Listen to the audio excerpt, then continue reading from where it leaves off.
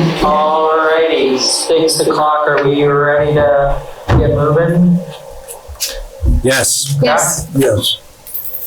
Great, so we'll officially call the meeting to order at 6 p.m. Alicia, roll call. All members present with the exception of Ed DeTavio. And Noah is on Great. Zoom.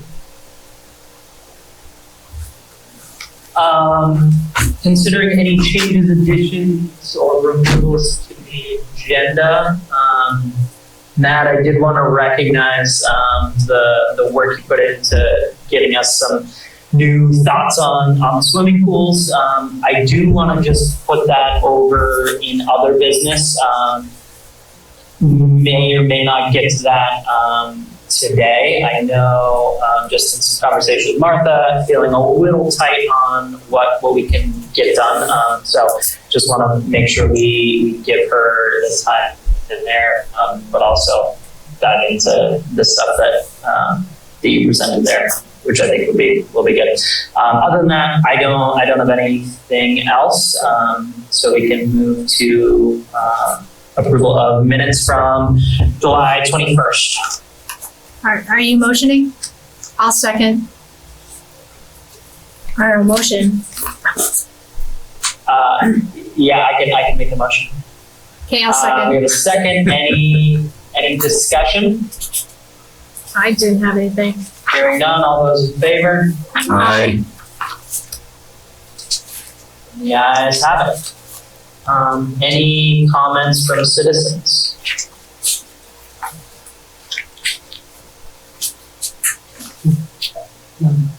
Okay. We'll let you take it, Martha. Thanks for showing up in person as well. We're actually gonna roll out a map for you all to look at. And I got that map, so thank you for that. No worries, turn that fan Do you want to do an introduction, or I can? why don't you go for it? You made the map. Sure. Sounds great. So, Kellen Appleton, Muscatine Regional Commission. We're here because we're talking about zoning. Martha's been doing has been doing a lot of work with you all in terms of the actual text of your zoning bylaws. Something else that we want to talk about while we're looking at updating this is the districts of it and the sort of geography of it. I make maps over at Mark, so that's why I'm here. So to sort of kick off that discussion, we have a very handy map of all of the existing zoning districts up on the wall over there. I took a stab at making a draft of what I would call like a from scratch sort of zoning district map. If I were making up zoning in Ludlow without any of the context of these things, or with little context of these things, how would I do that? And I just kind of done this observationally to kind of say, hey, what already exists in Ludlow? What I suspect that we will end up with in terms of, the sort of final product is probably somewhere in between this made up map that I've just created and the one that already exists. So, but I figured I would spread that out here. With a little bit of Yeah. additional context, I had emailed you all, I believe,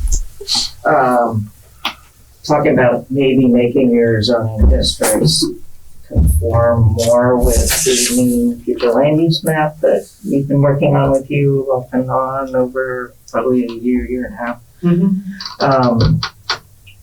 This being the area where you have both water and sewer, the light blue being the area that we proposed to the land use review board as Tier 1B, where residential development would be exempt from Act 250.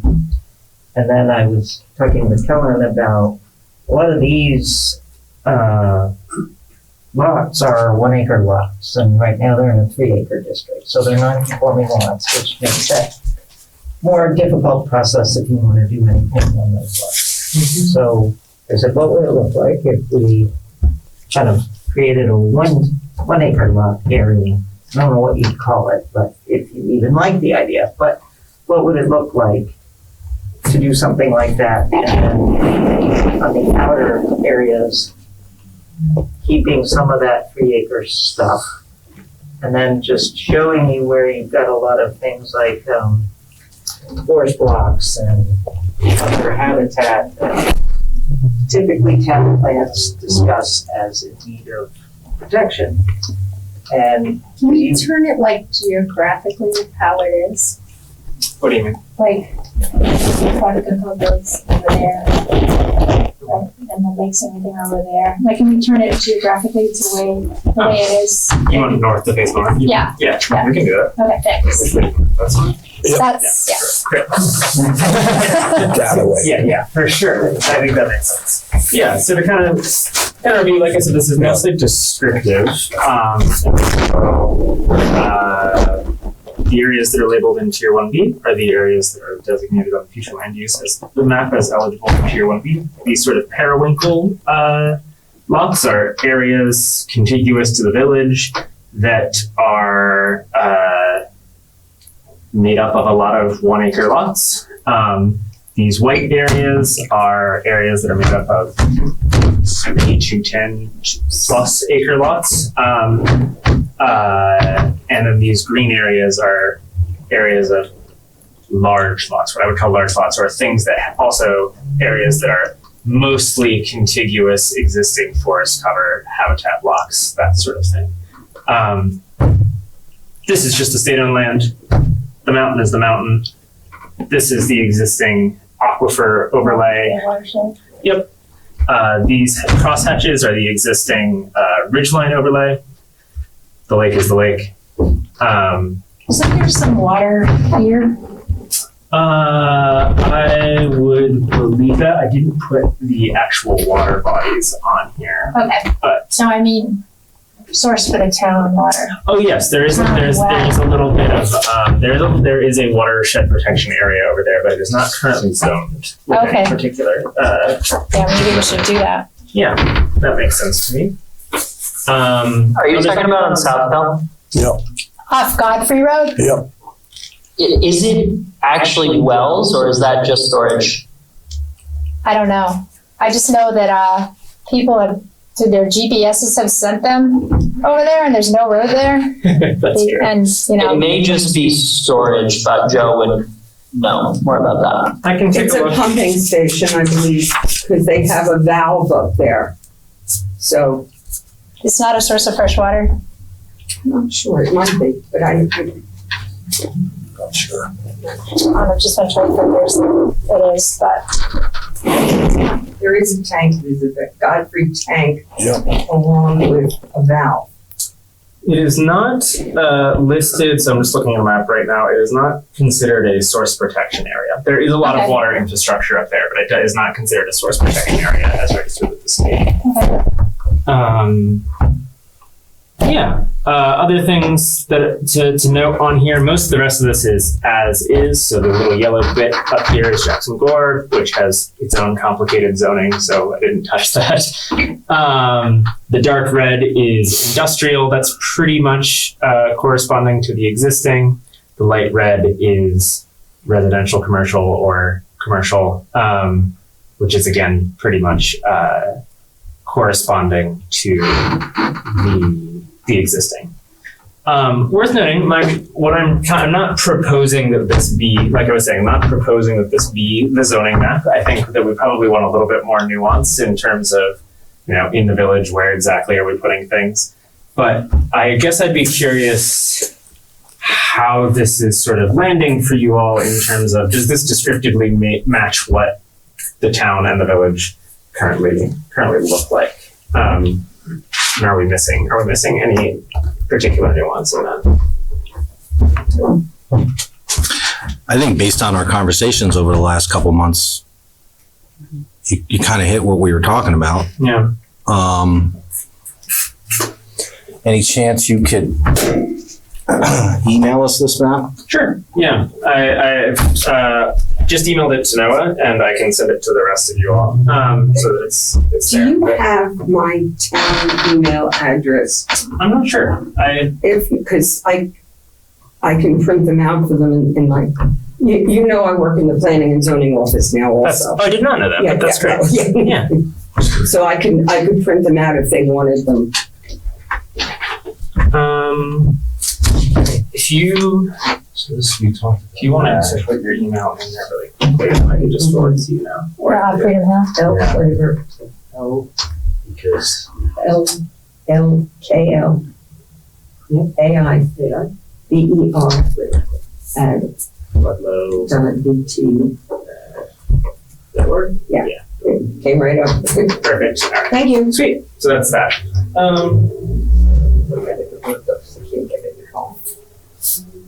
Great. It might be interesting, it might more work for you to overlay the old one to see exactly what's different. I can even sort of see from looking back and forth what's different. Yeah. So I mean, what's kind of different here is we haven't done any differentiation of sort of residential commercial outside of this big red block here. So if you look at the existing map, you can see that there's a strip of residential commercial right there, a big strip of residential commercial right there, strip on the side of the lake here.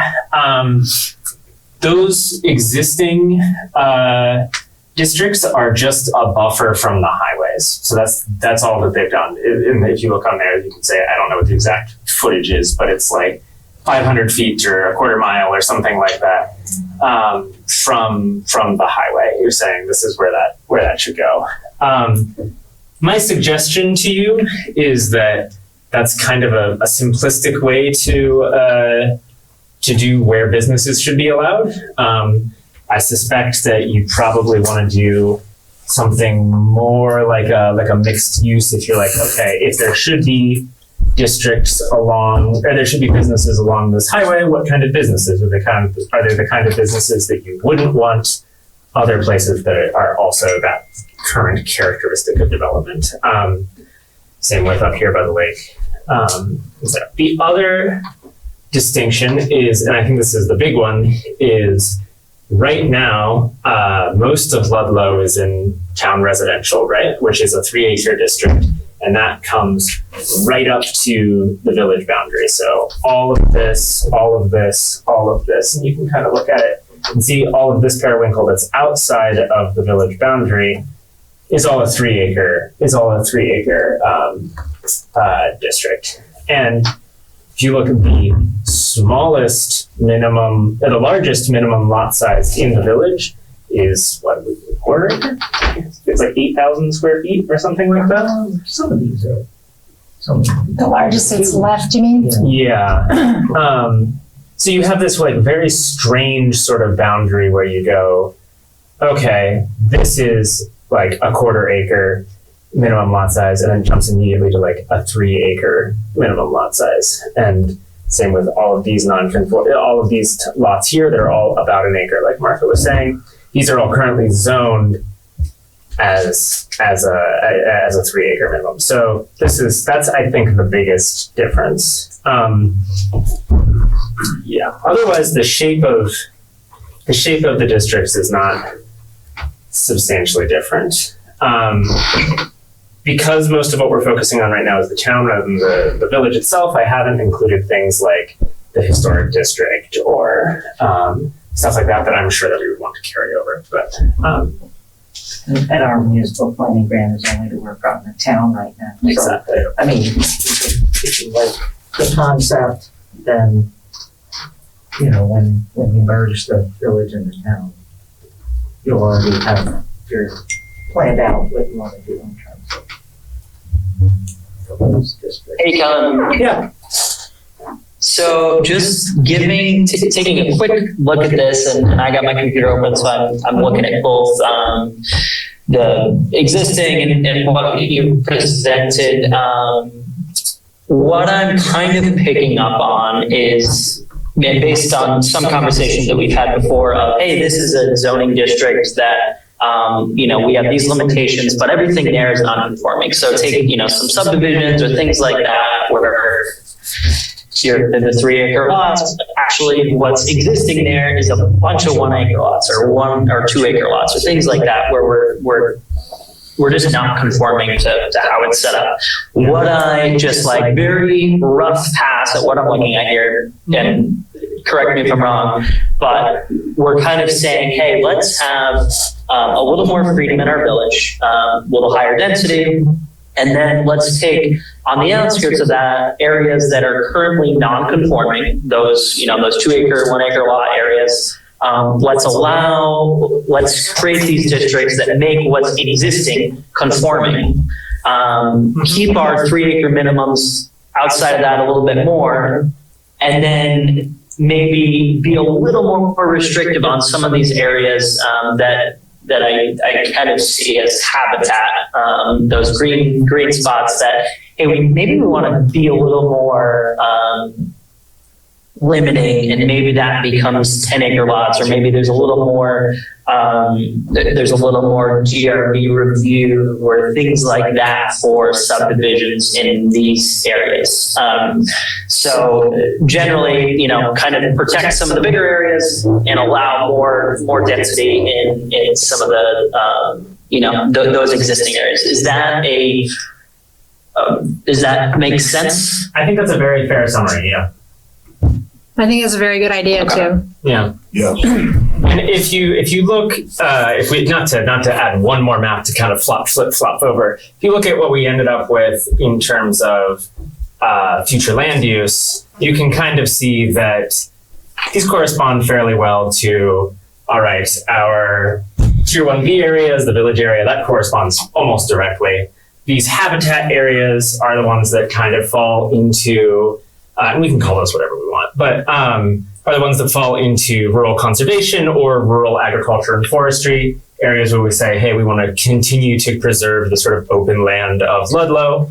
And then the white areas and the periwinkle areas are that sort of rural general areas of larger lots, but not so large, that is designed primarily for sort of rural residential area or rural residential development. Yeah. And of the changes, and you may not have an answer to this, but is there anything specific that shifted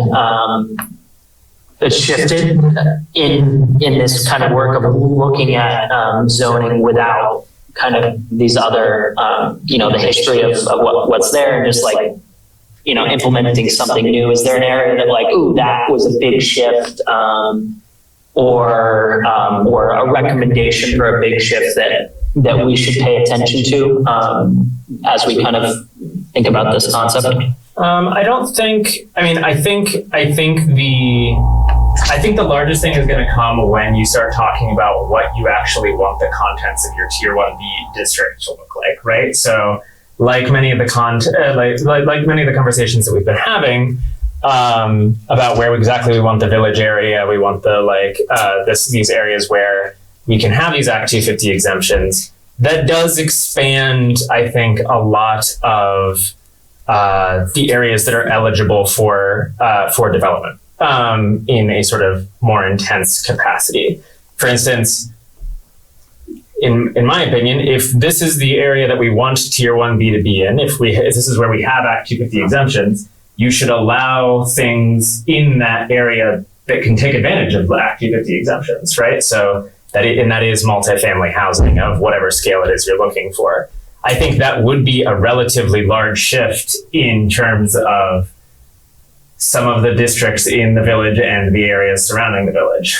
In terms of the rest of the town outside of that, I think this mostly describes what already exists rather than trying to zone something into existence. Or to put an example on that. Put an example on what I was saying? So I guess my one example I have would be Deerfield Lane. Deerfield Lane is in our Tier 1B area. It's currently in an area that would not allow a housing project to go in regardless of the Act 250 exemption because it won't meet the zoning threshold for those lots. Sorry, I apologize. I don't have all of the the roads in Ludlow memorized or labeled on here. Deerfield Lane is like heading up South Hill there. Oh, is that like U-shaped thing? Yeah. So that currently is in town residential. Right, which, so it's that right there. Great, thank you. Yeah, right, those are all approximate 1 acre lots right now, but they're in town residential, which doesn't, which currently allows, I think, just single family and duplex. Am I right on that? Single unit, accessory, home occupation, home childcare, accessory apartment, government, recreational. Right, and under Act 181, that also includes duplexes, because anywhere that you have single family, you can do duplexes. Yeah, so that would be a question of going, all right, so we've said we want this in Tier 1B. We also had the conversation that, of course, Tier 1B doesn't override, or our future land use process doesn't override local zoning. So this is, again, still up to you. But if this is something that the Planning Commission wants to say, hey, we're, we do actively want to encourage development in the areas that we've requested exemption from Act 250, you may want to consider rezoning that in such a way that allows that development. But it currently has no water or sewer. Right. Well, it has one or the other. It has Some, In the light blue, it would have to have one. some sewer goes up sewer. it does have sewer. Yeah. Not all of it, but some of Only it up does. to that vacation house before the Burns, for the old Ford farm. According to George Tucker, that's what he told me. I believe that's. It goes further up. No, he said that it's right there. I believe that is the nuance there is if you were going to, as a member of the public, add in a new connection. And I could be wrong on this. Add in a new connection, it would stop where you're saying. But there is the buildings and the houses that are in this development are hooked up to public sewer because they have infrastructure that runs. Oh, really? Because George said it ended before the Ford farm. Yeah, I mean, Which is at the fork. Yeah. So he said it doesn't even make it to the fork. It does go up Town Farm Road. Goes on to Deerfield because we built the house. I have, Second one on the right. So it goes up Town Farm Road, but not up South Hill Road? I don't know how it came We should up, have a water person here. but the access was there to the sewer If because that was a wet lot and you would have I'm never, gonna text you would Linda. have never built. But we never answered my text. well, I know a homeowner who's past that intersection up the hill that is on town sewer. I think we hooked it, yeah. this map over here, if you want to look at it, does have where the sewer lines, at least the data that I have, Okay, has where the sewer lines are in, and they run up through. This in that area, this starred area that's all around the sewer line. Yeah, so It goes into Deerfield. there's a possibility that data is incorrect, but I don't know. It's pretty close, because I know homes here that have it. Wait, can I see it? Sorry. Sure. I was just Absolutely. texting my nephew because he's the water guy. Totally, yeah. He just got on, so he may not know where to go. Like, he's horrible at answering my No, texts. it's there because we hooked it. The only thing, and The star area. no, when you're changing that district, right, that corner, Okay. just as an example, as you brought up, right, South Hill, Deerfield, Town Farm, previously subdivided 1 acre lots.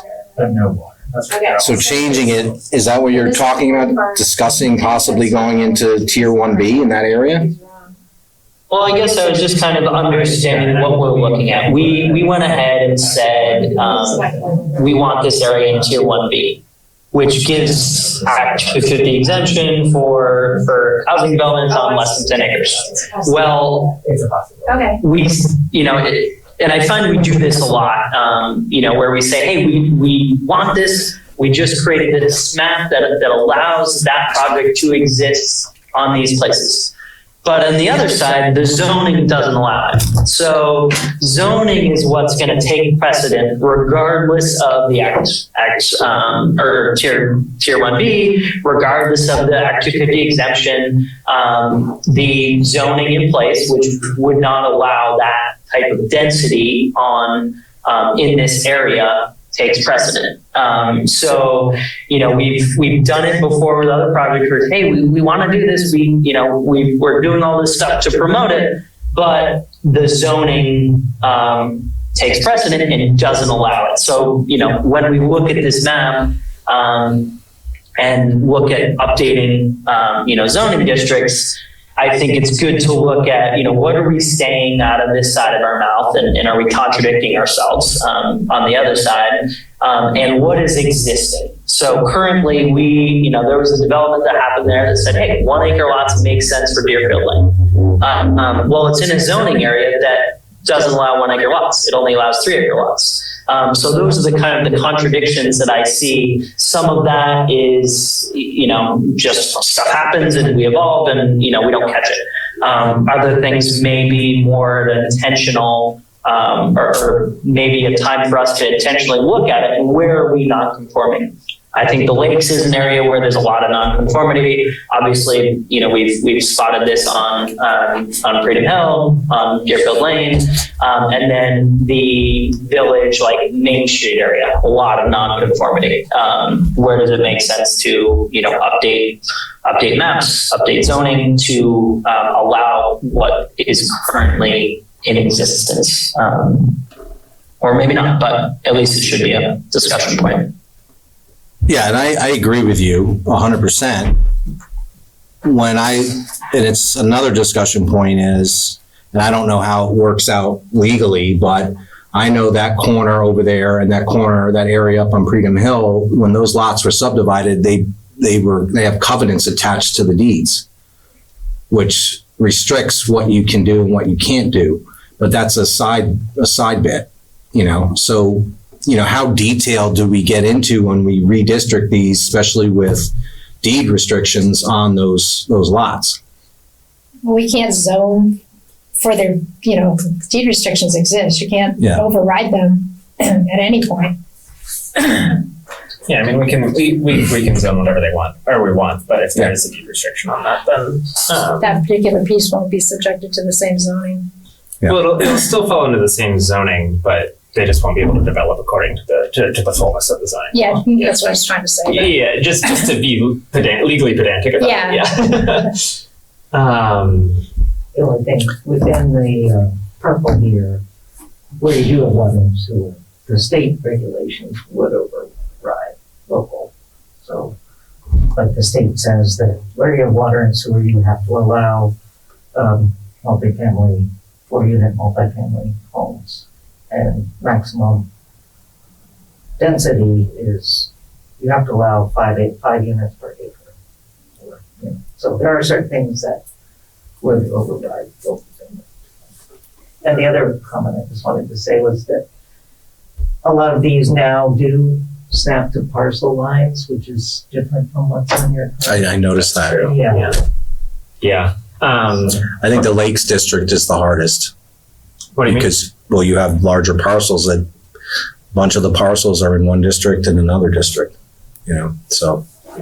I'm sorry, did you say that this map shows The ones that are on the east side of East Lake Not all Road. of them, but most of the lines now run along parcel. Well, that was a lot of work. I mean, I think we're certainly not required to Fix that. to make that happen. But I think where possible, it's best practice to match those to parcels. And of course, parcels will change over time. But it avoids the ambiguity of addressing parcels that are in multiple zoning districts. And, the code does, you do all have, contingencies for how to handle that in the code, but it becomes less ambiguous that way. But where needed, we can address that. Because you're right, like you wouldn't want, it kind of makes sense to include these things that are right on the frontage on 100 on the east side of 100, the west side of 100. Like you might want to put those in the Lakes District, but you certainly wouldn't want to put these full parcels in the Lake District. Yeah. I think we wanted to get impressions about whether you like it in general or not, and because it didn't really make sense to jump into specific district uses unless we know what we're talking about in terms of districts. I like it. I'd like to study it a little bit further. Yeah. I think it's good. Okay. Forward.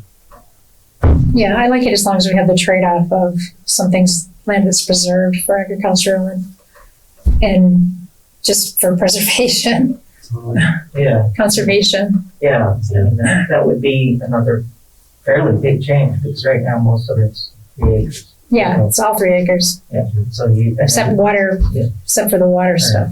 And you have to decide, would you like that to be 5, 10? 15, 20. Just kidding. I mean, people get crazy with it. I probably wouldn't recommend a 50 acre subdivision minimum, but I'm just exaggerating. no, it's, I mean, but like legitimately, like there are areas of. Well, my husband and I are the ones, and also Jerry Tucker, who came in and got the 3 acre zoning. Yeah. We came to the planning board many years ago and got that to happen. Yeah, and I think it's worth noting that there are some funky things that happen in an area like Ludlow, where you have a lot of sprawl pressure in terms of people wanting to make single family houses. You can kind of see that in some of the shapes of some of these lots, where they're very long and skinny. And of course, there are provisions in the subdivision regulations that prevent that now, but it is worth noting that, No spaghetti lots. yeah, parcel fragmentation is a real danger, for sure. Those single family homes are mansions. In a lot of the places. So the other thing we need to start to plan for is some sort of public engagement. Probably before we do that, you all should be on board with what this looks like. But then it would be good to have some sort of an open house or something, get people to come in, side-by-side maps, so they can see what's changing for them and get comments. Yeah, I think that's really crucial. I think it'd be good for us to really dive into it.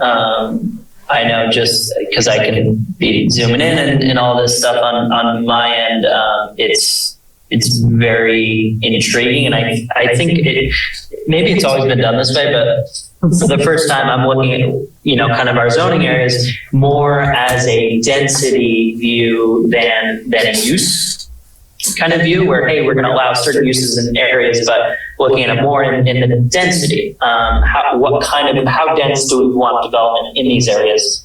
Which I think is a different way of looking at it. I think I really like that habitat view, and I'm curious if you guys have any thoughts on, do you recommend kind of an outright, hey, if you're in this district, there are subdivision minimums, or is it more putting authority on your DRB? Like I could see like the Burns lot up on the mountain between 103 and all the development on the mountain. It kind of abuts Jackson Gore. That seems like an area where, hey, that's highly developed. It's pretty, that could be a good development area, but up on South Hill where you have these big lots, like, hey, that may be something where you really want to, as much as possible, retain those, maybe it's a 50-acre lot, contain that stuff in contiguous parcels versus other areas. Is that any thoughts on that? Yeah, but the DRB only functions according to zoning and according to the town plan. That's where they get their authority from, and that's, they just can't make up their own rules. It's all based on the town plan and the town zoning and the village zoning. Yeah, I'm not very familiar with your subdivision regulations. Do they include conservation subdivisions where you require clustering, like leaving a large part of the parcel open? They're way too old. Yeah, They need to be redone. It's been on the back burner. They're over 10 years old. So they're not, they're not up to date for sure. Yeah, to call it out explicitly, like lot size minimums are not the only tool that you all have in terms of zoning and subdivision to make sure that these stay, to sort of reduce that sort of sprawl and that fragmentation of habitat in large lots. I think a criticism of large lot size minimums that you will hear or see is if someone has a large lot that's been in their family for a long time, and they want to have, they want to build a house for their child or their adult their adult children, keep the family close. Under some zoning regulations, if you don't account for this, that might require them to split the entire parcel in half, right? In order to build another single family home. And so, as best as we can, trying to reduce that and leave room for. And there's a legal way to do that? There is, Yeah, the conservation subdivision concept where, say, I don't know how big this is, but say it's, 30 acres and whoever owns it wanted 3 lots and you've gone to 10 or whatever. Instead of chopping it up, You could conserve a bigger piece. you could cluster them Yeah. closer to the road and then leave the rest of it all over. That I makes- see, yeah. That makes sense. Yeah, it does make sense. yeah. Gives people still the opportunity. And they're not closed out, and they're not having to do the spaghetti lot thing. Yeah. Another Especially if option. it's a Yeah. family-owned thing, people shouldn't, I don't know, they should have the opportunity to do something to that level. Another option might be, I think traditionally a lot of low density zoning requires one principal use building per lot. That doesn't necessarily have to be the case, right? You could say you can have two single family homes in this area, in this, two single family or double family homes on this lot if they are within, X distance of each other. Like there's some novel ways to do it. So just shouting that out, that we don't necessarily have to require everyone to have a 25 acre lot per house in this. Yeah. All that to say, it doesn't sound like anyone is angry at the descriptions here or fully disagreeing. So it sounds like maybe next steps on this are, take some time, look at it. You all can have we'll have a digital version. I'm probably going to take this paper version back with me, if that's okay, just because it's so early that I don't want to paste it up on the wall over this. Yeah. Just to be clear, normally I would be very free with my paper copies, but take some time. Hey, Kellen. Yeah, what's up? Is it possible to, like Terry mentioned, to do an overlay with what our existing zoning is, just so we can kind of have a better grasp on how this has changed? Impact areas, you'd be able to see the impact areas a lot. Yeah. Because a lot of people won't visualize the situation, so. It would be very helpful if Plus, that's I possible. wish Yeah. the select board and the trustees had a chance to actually see this, so we would have some direction. Because, my only conversation about it has been with George Tucker, and he was like, what?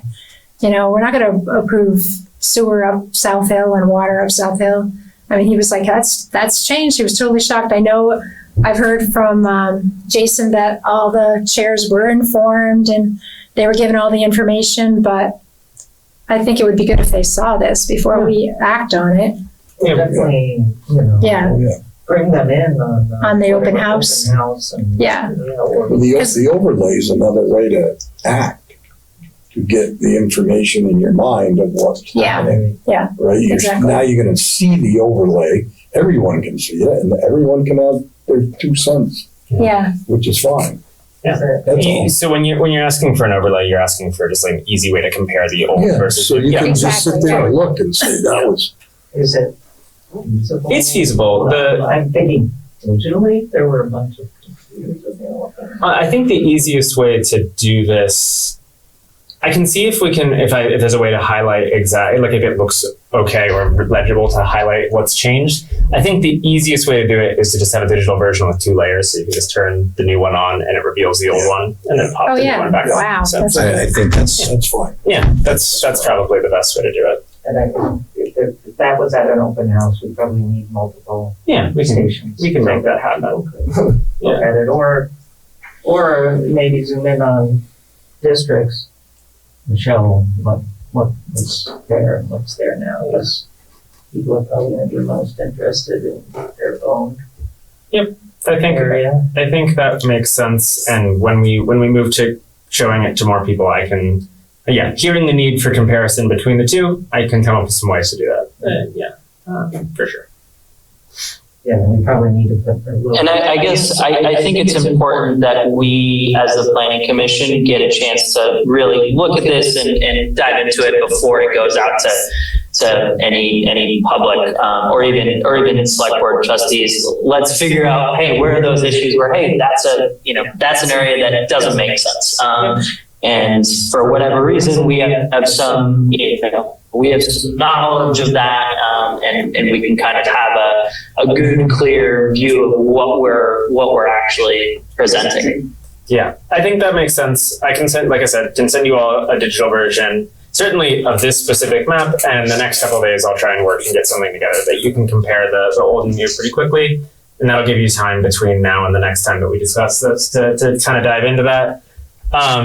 I think I'm also, based on the sort of discussion that we're having here, it does seem like any changes that, no promises, no guarantees, so on y'all's end, I'm not holding you to anything, but it does seem like any changes that we would be making to this would be kind of minor. We'd be like, hey, let's highlight this, let's take a little bit of this chunk out, like that sort of thing. So it sounds like maybe Martha and I, we can start looking at uses and stuff like that. It seems at this point. Yeah. And I think in your packet was like the list of uses for the existing 3 residential districts.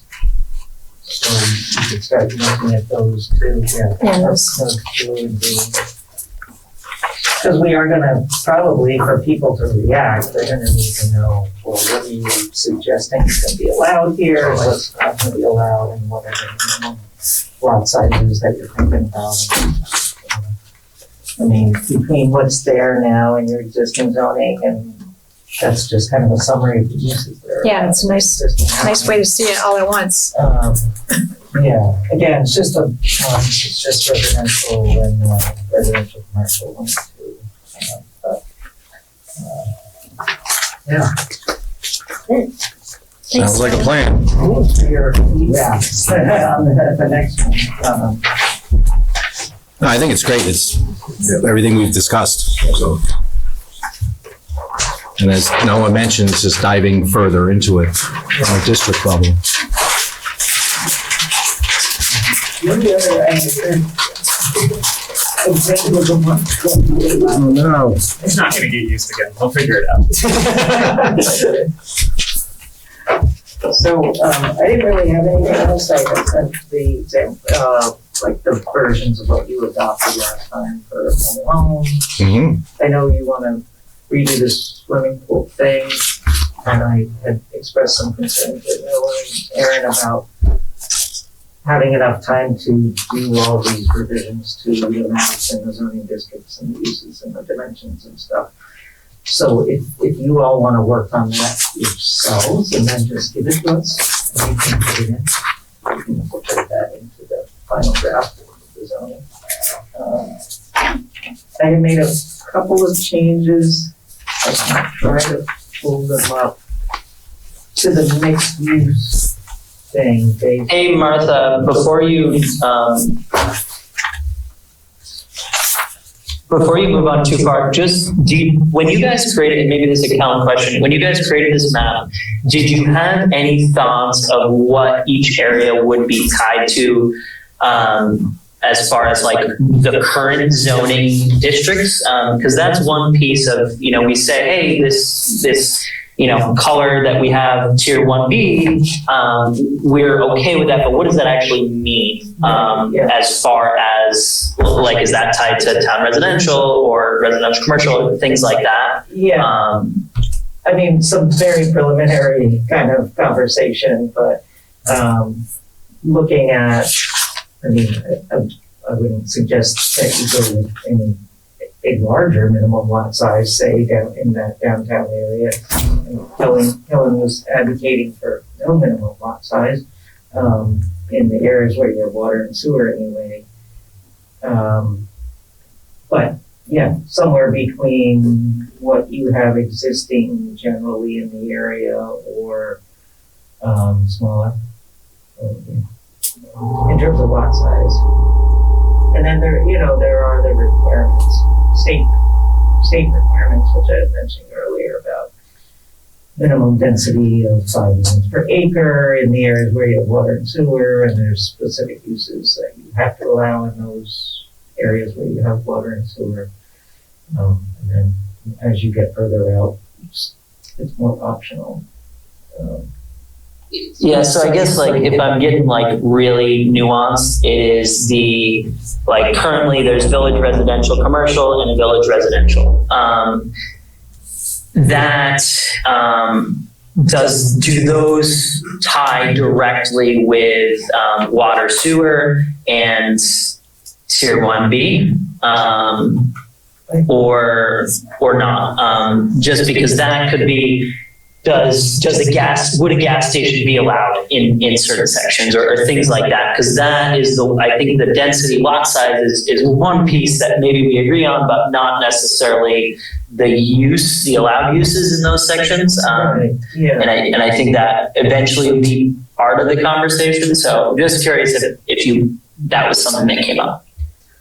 It came up, but we didn't go into depth. But we could, if you want, look at what's there now. I mean, the shapes of the district are a little different, but we could suggest something based on, both the new statutory requirements and what's there now. And if it's easier to react to something, we could do that.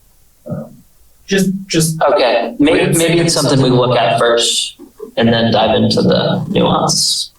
Just glancing at the use tables and, in the interest of getting something very, very rough here, certainly wouldn't advocate for, being able to put a gas station on top of South Hill. That seems silly. I think it would probably be something akin, the tier 1B area would be something akin to the existing village residential district. Not exactly the same, but we're looking at most of what's being focused on here is residential uses, right? And the village residential area right now allows single unit, 2-unit, multi-unit dwellings of 4 or fewer units by permit, just like a basic, and then allows multi-unit dwellings with a conditional use. I think that seems, as well as a handful of other uses. Wouldn't necessarily have to be exact, and we can pare down those uses and give a little bit of nuance. But in terms of residential density, that seems about right. In terms of what I'm. Yeah, and I think residential, it all tracks. It's the commercial. It's setbacks, things like that. That it gets a little more tricky. But okay, that makes sense. Yeah, and we actually may have even named I guess we didn't. This periwinkle 1 acre district is basically, a 1 acre district. The idea behind it was to reduce the minimum lot size to 1 acre.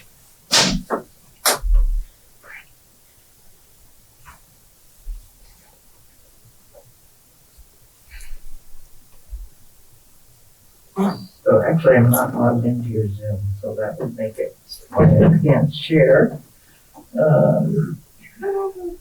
I don't think I got the agenda mailed to me. Read it from the town website. Okay. It's just, ludlow.vt.us/agendas The other thing. is a good shortcut. If you have the Zoom app, Well, that works too. And to go there. under. Yeah. Scroll down, you'll see agenda.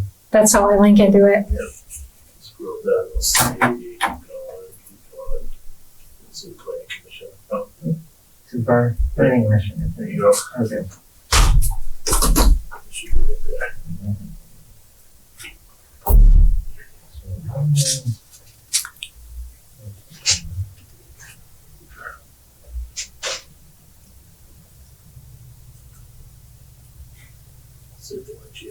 Recording in progress.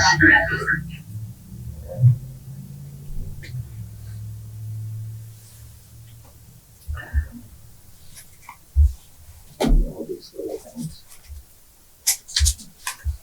All right.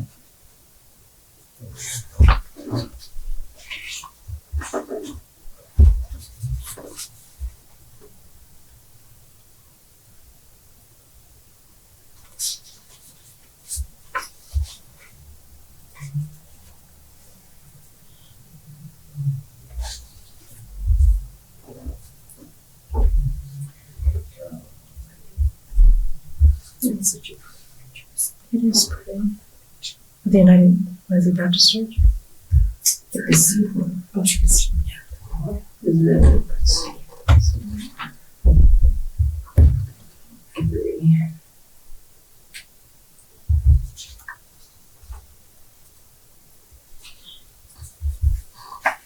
So mixed use, I think Noah, if I understood your comment last time.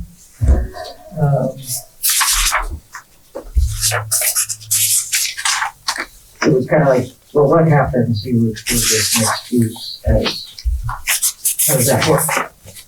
So you would decide which districts you want to allow mixed use in, and, if any of those uses are conditional, then that would require a conditional use review by the Development Review Board. So I added that number 4 there to clarify that. And then I would like under C where it's highlighted to remove permitted or conditional because it's kind of confusing. And just say in zoning districts where mixed use is not an allowed use, there shall be only one category use associated accessory structure. what page are we on, Martha? 55. What is it? 55. Thank you. So, sorry.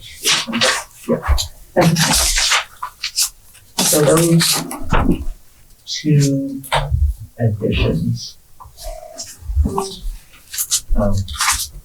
what I was suggesting to add under mixed use.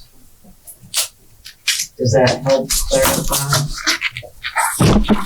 So you need to go to the zoning district itself and list mixed use as permitted or conditional because it would depend on which uses you were mixing. So you would just establish which districts mixed use is allowed in. And we're assuming that those 2 high density districts at least.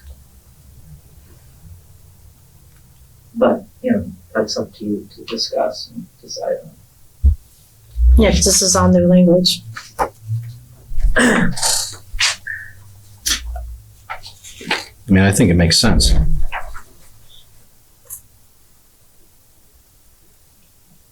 And then I added a definition for mixed use. So, jump to the definition section. I think it's good too, because it, can encourage cottage industries, is that what they're called? Home occupations, right? Right, I mean, those are usually, they're exempt or permitted. So if Okay. you were doing Anyway, those are already at the. right, a residence and a Okay, vehicle. Yeah, we're kind of just streamlining things that are already happening is kind of, right? I mean, kind of the classic thing we're thinking of is downtown, you've got your storefront and then you've got the apartments up above or offices up above or something like that. I definitely want to encourage that. So mixed use, the definition would be a structure or development that includes both residential and non-residential uses or that includes a mix of non-residential uses.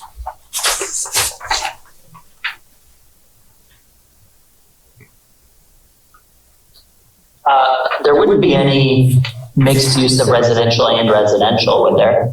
Like I think of, maybe it's senior housing and non-senior housing. Does that require to be added in the definition?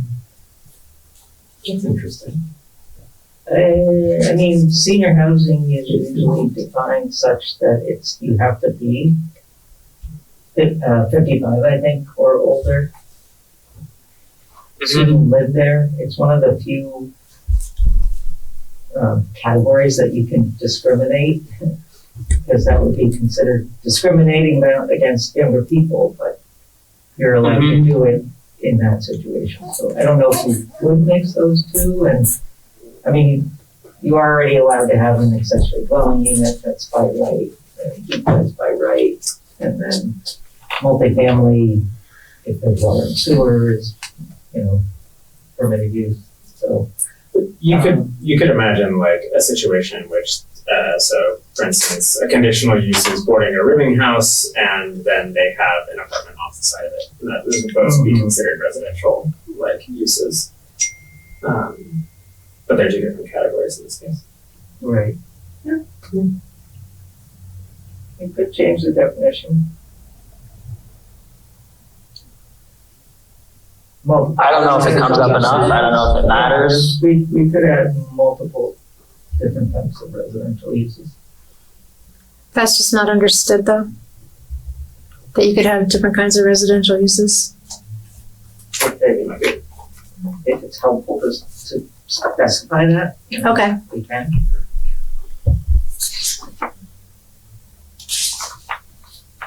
So if you're gonna specify that, would you also think about specifying mix of non-residential uses? Yeah, it does. Yeah, okay. So, or maybe, yeah. I guess if you specify. Yeah, add the mix of the Could be anything.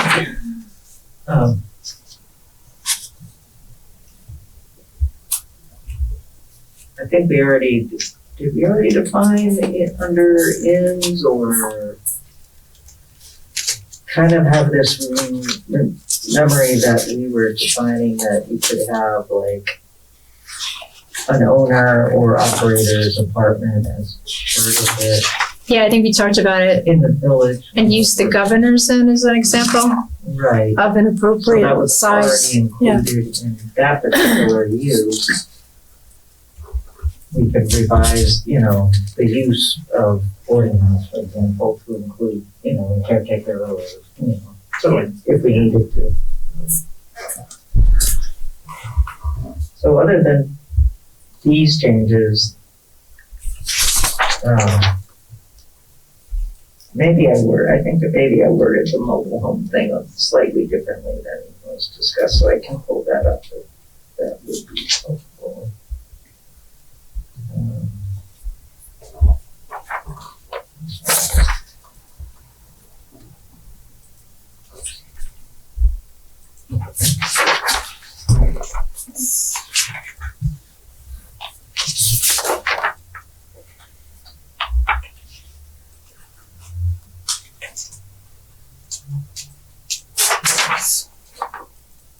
Oops.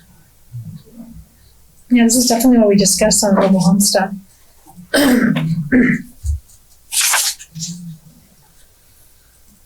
Yeah, I didn't see anything that wasn't what we chatted about last time.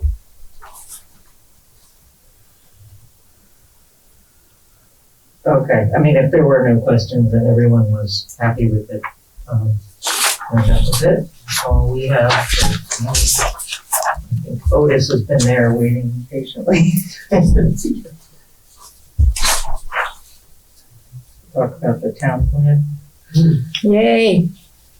Hey Martha, anything specific that would be good for us as the planning commission to do with the map? I guess thinking about hey, it'd be really helpful if we were able to come back to you with some answers, or Kellen, answers to these specific questions, or anything like that as far as our homework to make sure you kind of get what you need. Anything that really on examination concerns you, I think would be good to know.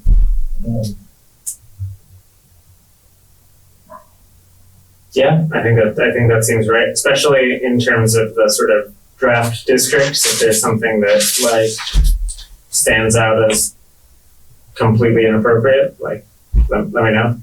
That'd be great. Otherwise, we'll come back together. Yeah. Okay, thank you guys.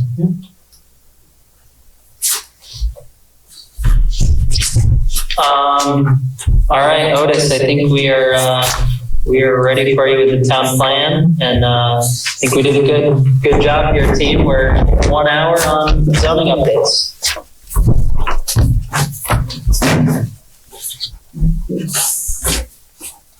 Hey everyone. Yeah, that's not too bad. Zoning's got a lot to it. Let's see, I'm not seeing the room for some reason all of a sudden. Are you? No one? Doing this town plan. This is. Oh, there we go. Transportation. Chapter we have to put in the town.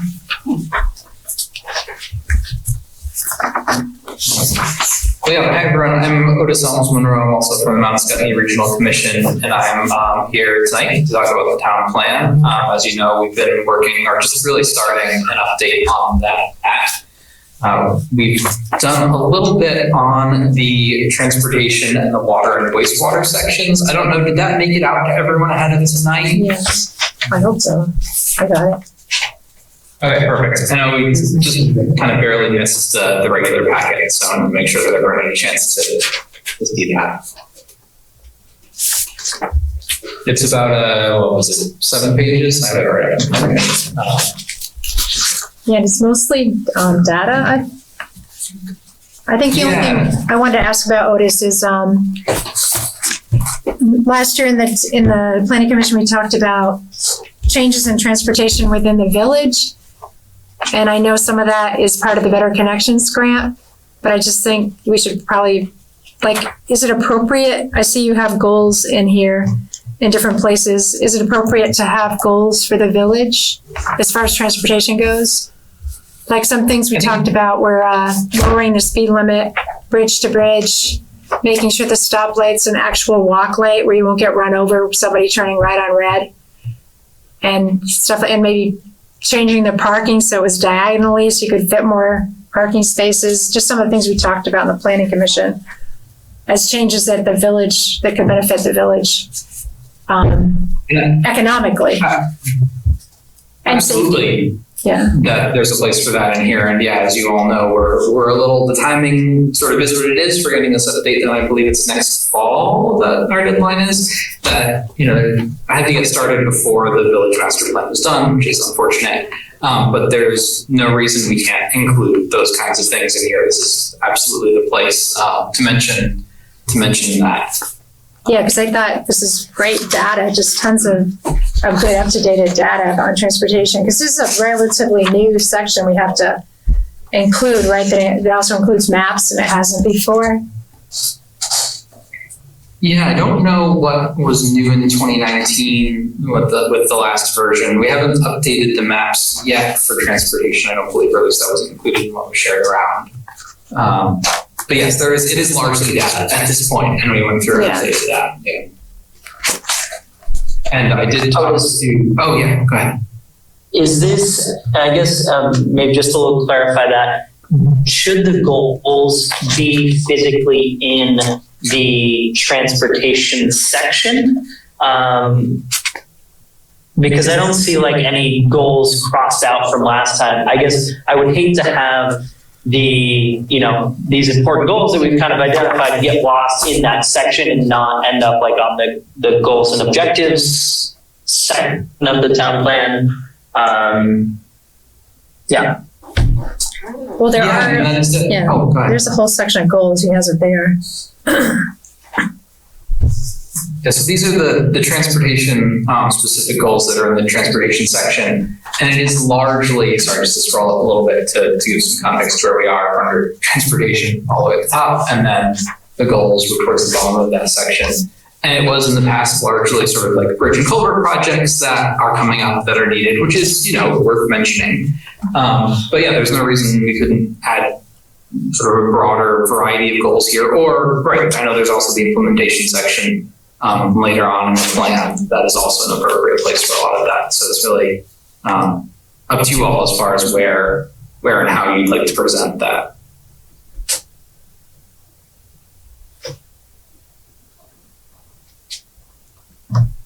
Well, I think some of it falls under pedestrian safety, pedestrian and bicycle facilities might be a place.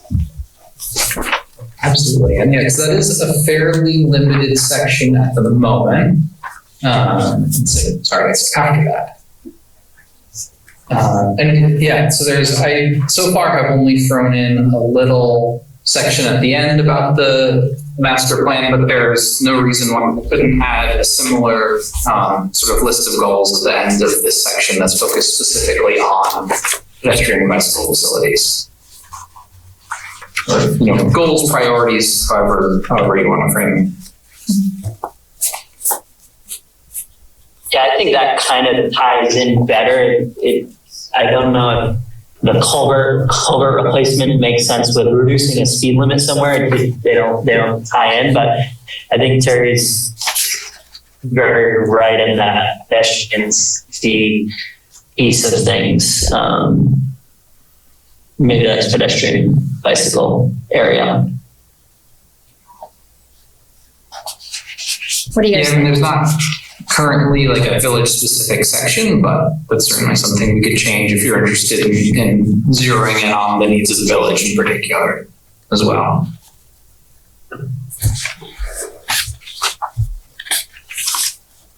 How do you guys feel about it? Because I know Ted, you were on the board when we talked about, how to change speed limit, the way the stoplight works,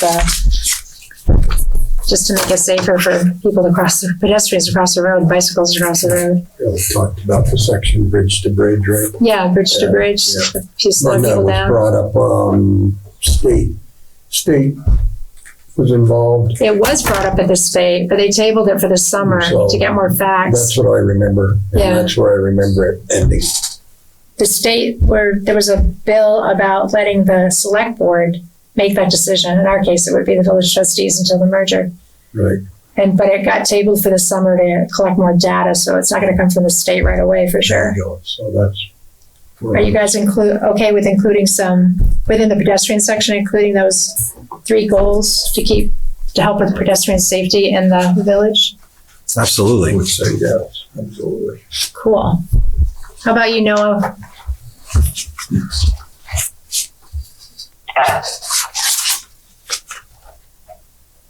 So to make sure I have that right so that I can add it in, I have revisiting the speed limit, or is that specifically lowering the speed limit in the village? The traffic light, sort of like the timing on that? So is that a longer pedestrian timing on the light? Is that sort of what? No, it's not longer. It doesn't right now. If you want to cross the street, you hit the button and it only stops traffic one way. And so anyone can still turn right on red and run you over because it doesn't work the way it's supposed to work for a walk light. Was it wrong time ago? That makes sense. Everybody was going to look at it, but it hasn't happened We because it's still talked doing about it. all of it. And At the that's as far as it select ever board went. meeting, they discussed Vaso. Wasn't that?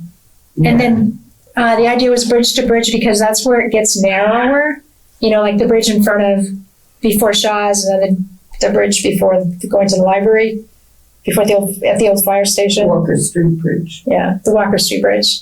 Because then the road Surely. narrows, and it would also encourage people to stop and go in the shops, have a bite to eat, because they'd slow down and, Trailer truck issues yeah. we talked about.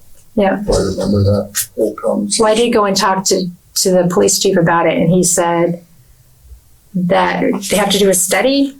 Are you the one that does the study, Otis? I know Logan did a study at one point. Yeah, study that they did. Or like a speed study? Yeah.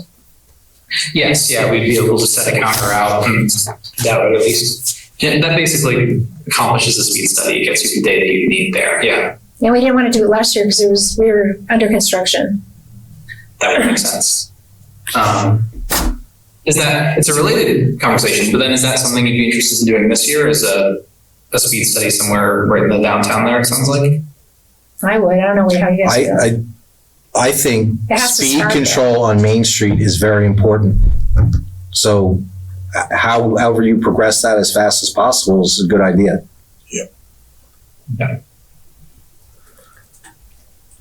And for just to make sure I've got my notes right here. For the bridge to bridge, is that the area you're looking at specifically for sort of traffic calming, pedestrian improvements in general, or is there something? Okay. And because the road narrows at that point, at those 2 points, the road narrows quite a bit. Right. And so at least be looking at a speed limit reduction for that area. Speed limit reduction and pedestrian safety for the crosswalks, whether they're lit or flashing or something. Yeah, we talked about that. Yeah. And they used some sort of paint. Logan said they did do that. When they redid it, they did the paint that glows in the dark at night. Your headlights shine on it. Reflective traffic paint. Was that all part of the class 1 paving that came through not that long ago? It was supposed to be. I don't know. I don't go downtown at night much. Is it working? We paint the crosswalks, the town does, so, I think that's on us. I'm sure they painted them when they did that, but, we would also be doing the repainting of the crosswalk lines.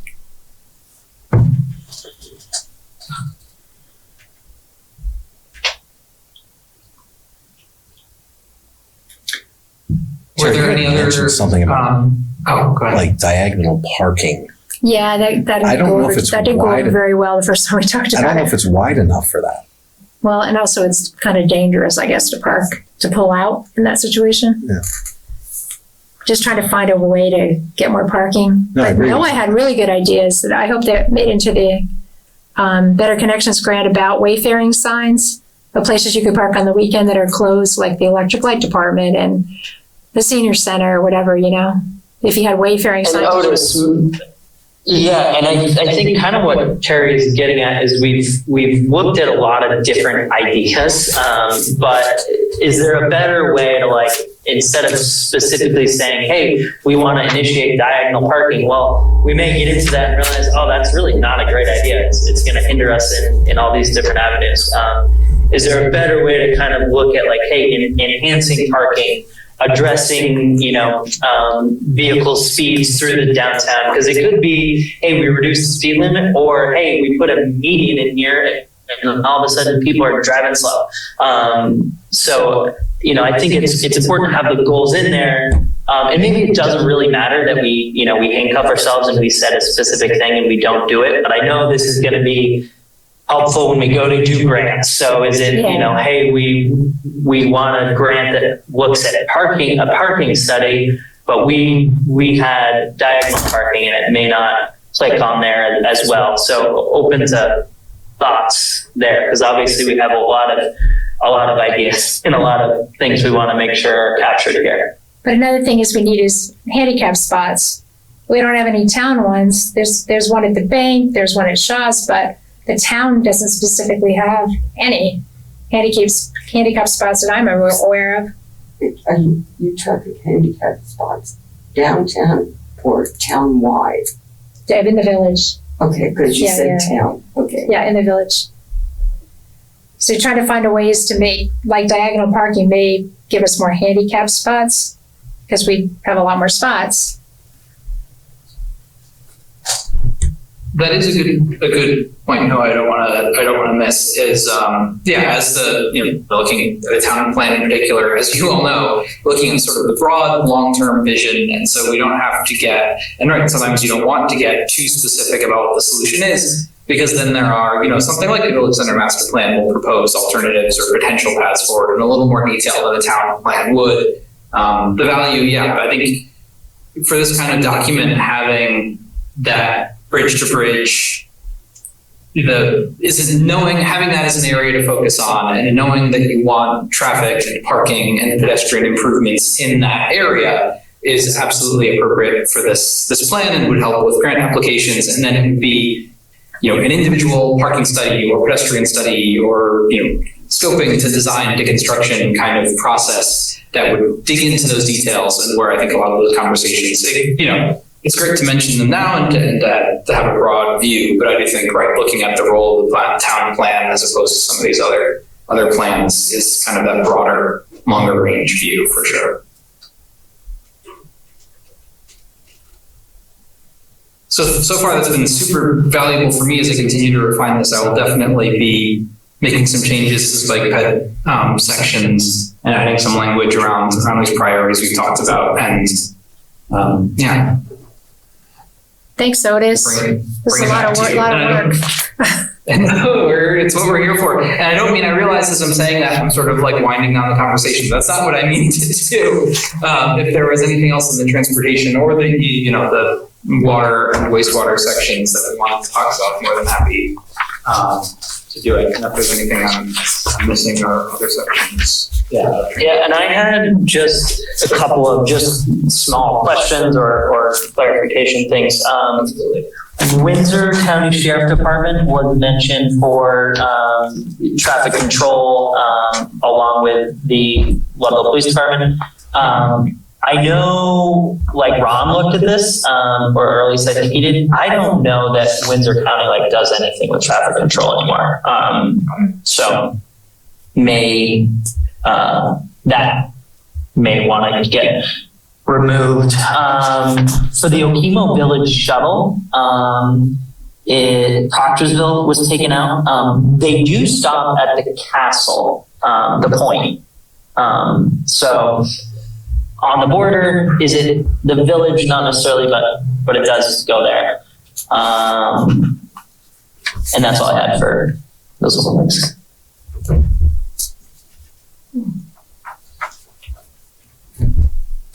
Exactly. Yeah, I know what you're talking about, but don't forget. Yeah. And yeah, I made a note here to remove that Windsor County Sheriff language from the traffic control. It's that kind of thing that changes over 8 years that we don't necessarily know about. And so yeah, rely on you all to fight for us. Thank you.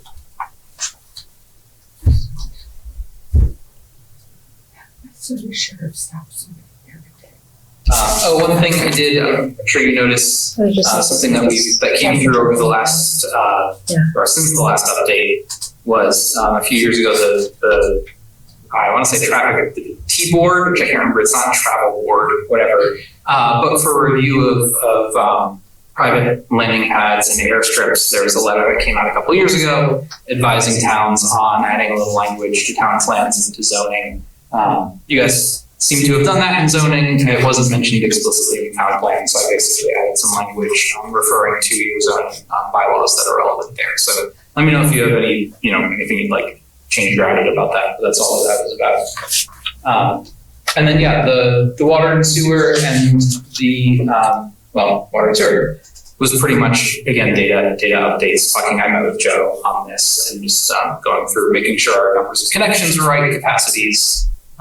As well as some upcoming, he did have some upcoming projects. Let's see, I think I'll get that back to you. I have the list in my notes, but I'm realizing it's not on this version, so I'll get that to you all. There's mostly water line upgrades that he has on his radar.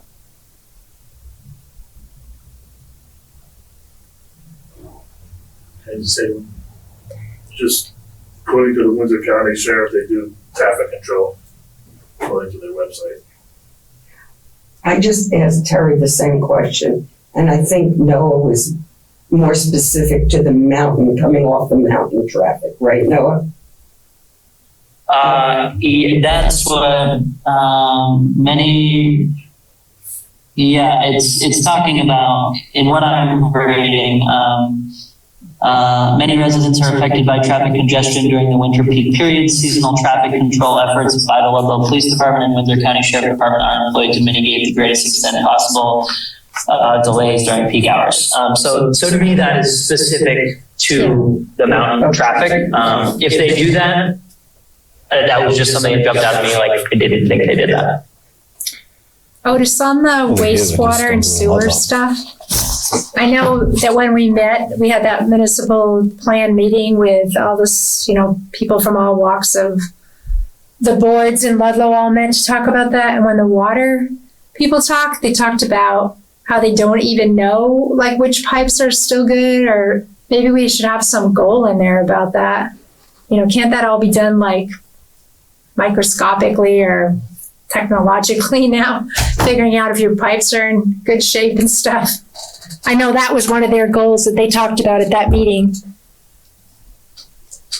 That's good to know, and that's something, I don't know what technology may be available, but even just something around assessing the condition of the water system, water pipes, water lines as a whole, is worth putting in there, yeah. I know with sewer, you can put a camera in the mains. I think you can do that. Yeah. Or you can Yeah, do I it imagine now. things have progressed quite a Some ways. little robots down there now. But also, Noah, you talked about how you can never, right now you can't expand water out to like the lakes because the pipes get smaller and smaller as you leave the fire station. Yeah, so maybe, and this is a conversation I had with Joe, which was very enlightening, and I'm sure you'll learn some fun stuff out of this, but I think that idea of always, when projects come up, is there an opportunity to do work on the system? So, with the conversation with Joe came about, we're talking about the paving that went on in downtown. Why didn't we upgrade a line that we knew, or we don't know how old it is? So that's telling that it's pretty darn old. We know it's small. Why didn't we, have money or have the forethought to say, hey, let's replace this line because the project's already happening. That's definitely a piece. It came up because they're looking at expanding water to the Ruby Lane. Ruby Lane, yeah. So they can't do that on Main Street, or Pond Street. They got to go up over Doug Road, because it's just a bigger project to go Pond Street because it's so small. I guess to that of continuing to upgrade, continuing to kind of have that forethought. I think one piece that, it's not quite exactly what you guys are talking about as far as identifying the age or the state of our lines, but GPS mapping of your shutoffs and your access points. That's definitely something that I think they've talked about would be a great bonus.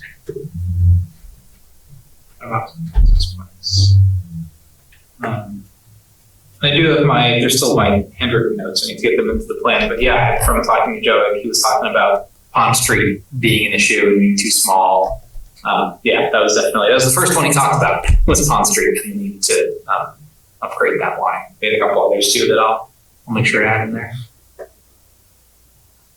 And Eric, is that still true of Gill Terrace, that the water that's at the top is pretty much a trickle? No, Not true of that anymore? no, Okay, yeah. okay. I've never had any issues with, there's quite a few homes up there.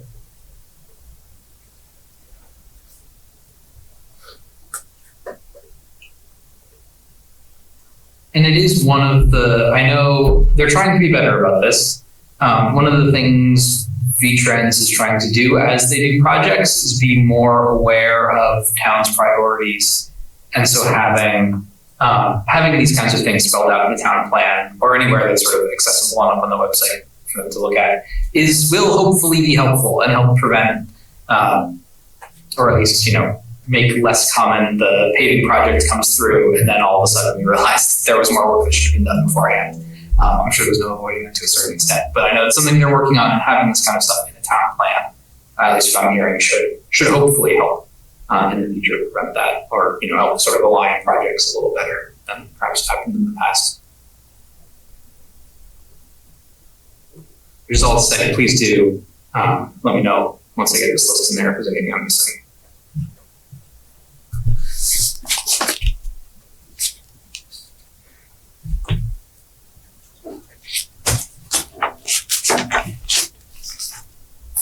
And if there's nothing else, first, please do, of course, feel free to get any other comments if you think of anything after tonight. To us, this is obviously just the beginning. I'll make some changes here to what we talked about. We'll hopefully have more of the town plan to look at with you next time. I know Jason is starting to dig into the electricity side of things, start to reach out to the light department. So hopefully we have something there. I know other more substantial changes in other parts of the town plan as well coming. So not the last time we'll be talking about this, but please do, especially on what we talked about tonight. Feel free to reach out to me or Jason or anyone else in the room. I know Callan's also working on it. Thank you for having me, and I'll stick around for a little bit if there's anything you think about, but otherwise, Otis, I have a question. Yeah, absolutely. And pardon my ignorance, but are you meeting with all town departments to see what their needs are or what would be to incorporate that into everything? Like just not just water and sewer, it's electric, building infrastructure, all those items? That's the goal. So far, we've just met with Ron, with the road foreman, and with water and sewer, but I know the goal is to meet with electric and anyone else as well. Yes. Okay. Otis, the one piece I would want to touch on, and I'm sure you've been in touch with Penny, but for the wastewater treatment plant, if there's anything that would be good based on the preliminary process that they're going through for grants, anything that would be good for us to throw in there, and that may be a little outside of Joe's focus, and something that either Cherry or Penny kind of are tackling a little bit more. And obviously you have some experience in this too, but that's obviously a big ticket item for us moving forward. Oh, absolutely. Yeah, we made sure to at least mention it here in this new sort of text in red. But yeah, if there are any, I'll obviously definitely be running this by Penny and Sherry and others in the town office. And if there's anything else we can add that would help with that effort, of course, we'd be more than happy to do that.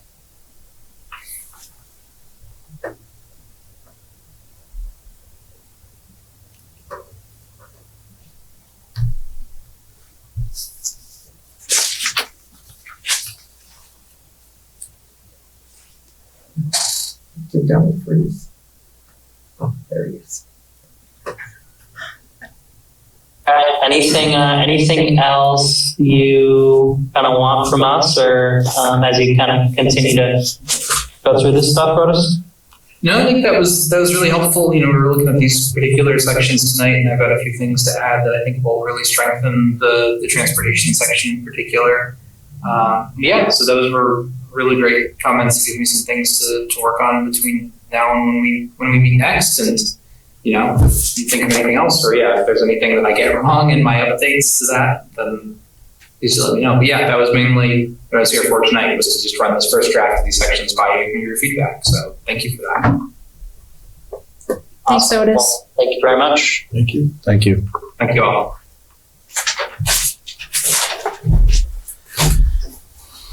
Okay. Moving right along here to Better Connection Grant updates. I'm not sure if everyone has a chance to kind of take a peek at that. But they're moving right along. Wrapped up kind of the stakeholder meetings and kind of compiling survey results, in-person discussions that they had when they were out, at farmers market and stuff. Some pretty good findings there. I'm not sure it necessarily, nothing crazy. We obviously, housing is a big focus, and maintaining the quintessential Ludlow, but definitely some good info, and good stuff to take a peek at.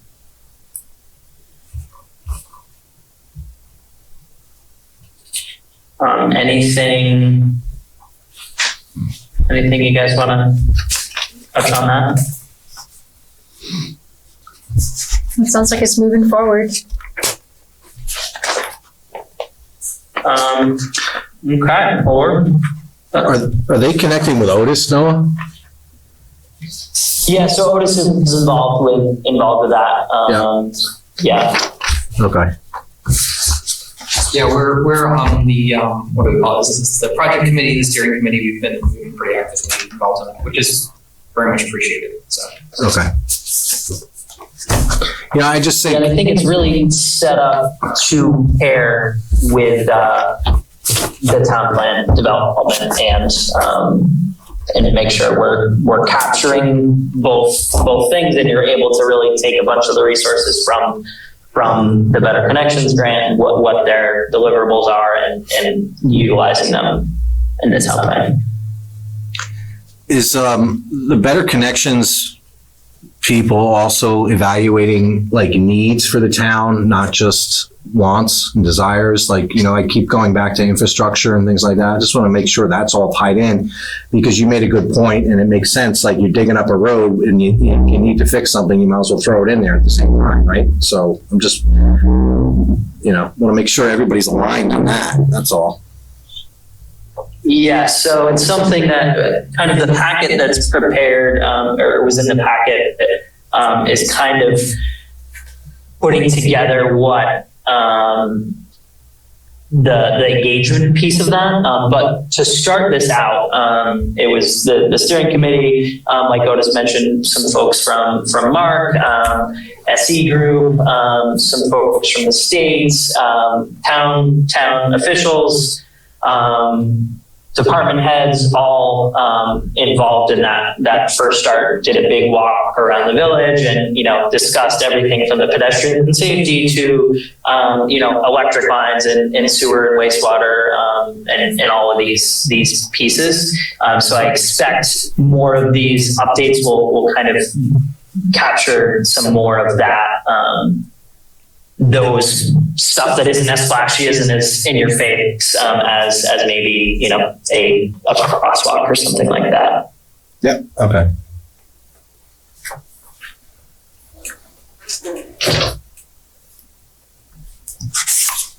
All right. Well, Matt, I don't want to hand it over to you, and maybe we can chat. I mean, I'm not looking to absorb more time, but, you know, we keep going over those items. I wrote this up. I'll give everybody some time to look at it. I sent it to Martha. I mean, just send some thoughts. I don't know if we need to sit here and debate it at this hour, at this time. I mean, you guys can tell me, but I was just trying to help, because, you know, what it came down to, the whole idea is safety, right? It's not about creating more paperwork or permitting or that. It was just about safety. So I tried to draw from several towns that in Vermont that had certain rules, and I kind of squashed them together. You know, it's not perfect, but, you know, you don't, again, I would just say take some time and look at it, have Martha get her feedback. I don't, you know, it's just an idea. Just thought I could help. That's all. Thanks for the research. I think it's great. Yeah. I have not dove into it. Yeah, that's why I say give everybody some time to look at it. Yeah. As I mentioned, it's a little long-winded, but I don't know. I figured I'd try to help. Just because it's not like we have a lot going in or there's a lot happening, you know, with this type of use, but you still want to have some sort of barriers protecting access. And I keep saying to myself, God forbid something happened and we didn't make a change, you know, so that's all. Yeah, I mean, I think we talked about it long enough last month that it is something that we are grappling with, and it's not as simple as it may seem from the get-go. So definitely appreciate you putting the time in. Yeah, I would just review it and make comments. That's all, and then we can adopt what we wish. That's all. You can present it to the select board. You can't adopt it. No, for zoning regulations. Well, we adopt it for ourselves, but yeah. So what? We have to be okay. Yeah, we would put stuff together and then present it to select board or trustees, and they formally adopt it. But yeah, well, I'm just talking, you know, amongst our commission here to put it in the packet to be presented. Yes, we would have a consensus that, yeah, it makes sense. Yep. Any other business? I don't have anything on the top of my head. I keep going back to the whole plan, and it's not an easy thing, but it's just getting everybody aligned, you know, having as much information as you possibly can just to make the best decisions you possibly can. That's all.